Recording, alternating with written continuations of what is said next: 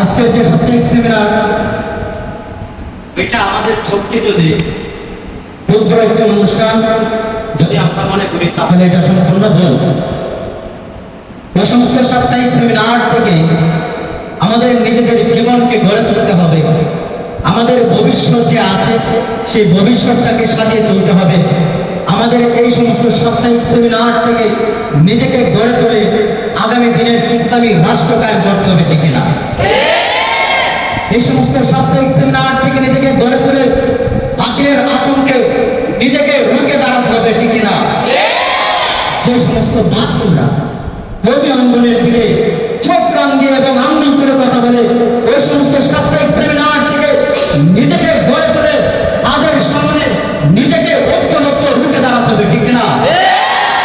আর নিজেকে যদি তুমি দুর্বল মনে করো, হে আমার তবে নিজেকে এমন ভাবে করতে হবে যে সমস্ত সাহাবায়ে কেরাম বদরের যুদ্ধের মাধ্যমে আল্লাহ তাআলার পক্ষ থেকে এমন ভাবে ঘোষণা আসলো, হে সাহাবা, হে আল্লাহ রাসূল সাল্লাল্লাহু আলাইহি ওয়াসাল্লাম সমস্ত সাহাবাদেরকে ঘোষণা করে দিলেন গাছের ডাল বেঁধে থাকো। যখন সমস্ত সাহাবারা গাছের ডাল বেঁধা শুরু করে নিজেদের দাঁত পরিষ্কারের জন্য মেসওয়াক ব্যবহার করতে লাগলো, কাফির কুফাররা যখন ভয়ে তরতর করে কাঁপতে লাগলো, আমাদেরও ঠিক তেমন ভাবে এক হাতে থাকবে মেসওয়াক, অন্য হাতে থাকবে তরবারি। যে সমস্ত তরবারি দিয়ে এই সমস্ত বাতিল এবং যারা আমাদের মতো মৌলবাদীদের পক্ষে যারা কথা বলতে আসে, রুখে দাঁড়াতে আসে, তাদের বিরুদ্ধে আমাদের কঠিন ভাবে দাঁড়াতে হবে, ঠিক কিনা? বলতে হয়, না বললে নয়। বর্তমান আমাদেরকে কিছু সম্প্রদায় জাতি আছে যারা বলে মৌলবাদ।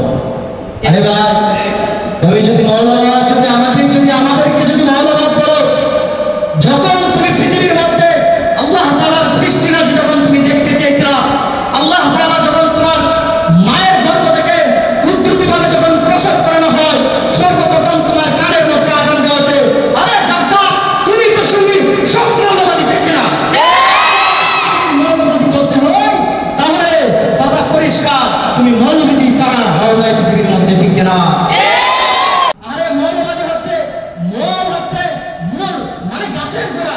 আমরা যারা আছি কওমি অঙ্গনে, আমরা যারা মাদ্রাসার শিক্ষানিবাসের মধ্যে থেকে আমরা যারা ইসলামী শিক্ষা অর্জন করি, আমরা হচ্ছে গাছের মূল, তোমরা হচ্ছে আগাছা। গাছের মধ্যে যেভাবে দেখো, যখন আমরা নাড়া দিব গাছকে, ঠিক তেমন ভাবে দিল্লির মধ্যে চলে যেতে হবে, ঠিক কিনা? বাংলাদেশে থাকার কোনো জায়গা হবে না। হিন্দুদের গদ্য পর্যন্ত খুঁজে পাবে না, দিল্লির ময়দান পর্যন্ত তোমাদেরকে জায়গা দিতেও প্রস্তুত হবে না।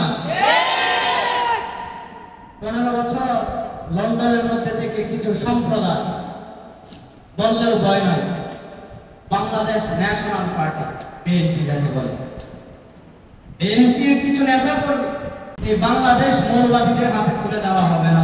আরে ভাই, ঐতিহাসের দিকে যদি তাকাতে চাই, 2024 আগস্টের ইতিহাস আমাদের চোখ থেকে কেউ মুছে দিতে পারবে না, ঠিক কিনা?